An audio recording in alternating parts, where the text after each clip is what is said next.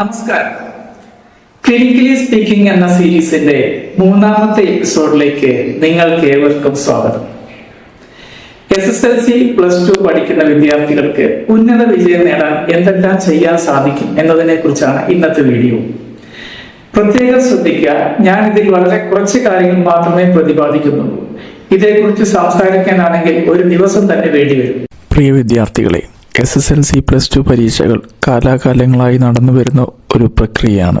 അതായത് കേരളത്തിൽ ആദ്യമായി SSLC +2 പരീക്ഷ എഴുതാൻ പോകുന്നവരല്ല നിങ്ങൾ. നിങ്ങൾക്ക് മുൻപേ തലമുറകൾ ഈ പരീക്ഷകൾ എഴുതുകയും വിജയിക്കുകയും ചെയ്തിട്ടുണ്ട്. മുൻകാലങ്ങളെ അപേക്ഷിച്ച് ചോദ്യങ്ങളിലും പരീക്ഷാ നടത്തിപ്പിലും വിജയ ശതമാനത്തിലും പോസിറ്റീവായ കുറേ മാറ്റങ്ങൾ വന്നിട്ടുണ്ട്. അതുകൊണ്ട് തന്നെ കാടുകയറി ചിന്തിച്ച് വിഷമിക്കാതെ ആത്മവിശ്വാസത്തോടെ തയ്യാറെടുത്ത് ഉന്നത വിജയം നേടുക.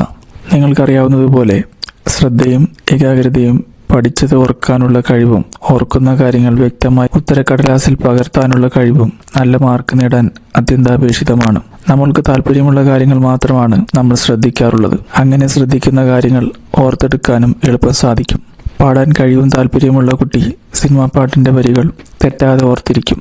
എന്നാൽ പഠിക്കാനുള്ള പദ്യത്തിന്റെ വരികൾ മറന്നുപോയെന്ന് വരാം. അവിടെയാണ് താല്പര്യം ഒരു ഘടകമാവുന്നത്. താല്പര്യമുള്ള കാര്യങ്ങൾ ചെയ്യാൻ പുറമേ നിന്ന് പ്രചോദനം ആവശ്യമില്ല എന്ന് മനസ്സിലാക്കുക. പരീക്ഷയ്ക്ക് പഠിക്കുന്ന വിദ്യാർത്ഥികളുടെ ശ്രദ്ധ തെറ്റിക്കുന്നതിൽ പ്രഥമ സ്ഥാനം മൊബൈൽ ഫോണിനാണ്. മൊബൈൽ 5 മിനിറ്റ് നേരത്തേക്ക് ഉപയോഗിക്കാൻ എടുത്തിട്ട് ഒരു ദിവസം മുഴുവൻ ഉപയോഗിക്കുകയും പിന്നീട് ഇന്ന് മൊബൈൽ നോക്കിയിരുന്നതല്ലാതെ ഒന്നും പഠിച്ചില്ലല്ലോ എന്ന് ചിന്തിച്ച് വിഷമിക്കുകയും ചെയ്യുന്ന അവസ്ഥ ഒഴിവാക്കാൻ നിങ്ങളുടെ ഭാഗത്തു നിന്ന് കഠിനമായ പ്രയത്നം വേണ്ടിവരും. ജീവിതത്തിൽ ചിലതൊക്കെ നേടാൻ മറ്റു ചിലത് ഉപേക്ഷിക്കേണ്ടി വരും എന്ന് ഞാൻ പറയാതെ നിങ്ങൾക്കറിയാമല്ലോ. പരീക്ഷയെ സംബന്ധിച്ച് പൊതുവായ നിരവധി കാര്യങ്ങൾ ഈ ചാനലിൽ മുൻപേ തന്നെ കൊടുത്തിട്ടുണ്ട്.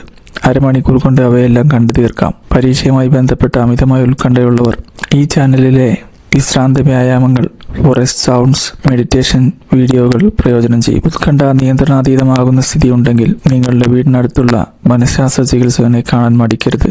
നിങ്ങൾക്ക് വിജയാശംസകൾ നേരുന്നു. All the best. അപ്പോൾ ഈ വീഡിയോ നിങ്ങൾക്ക് ഇഷ്ടമായെങ്കിൽ ലൈക്ക് ചെയ്യുക, ഷെയർ ചെയ്യുക, സബ്സ്ക്രൈബ് ചെയ്യുക. Thank you.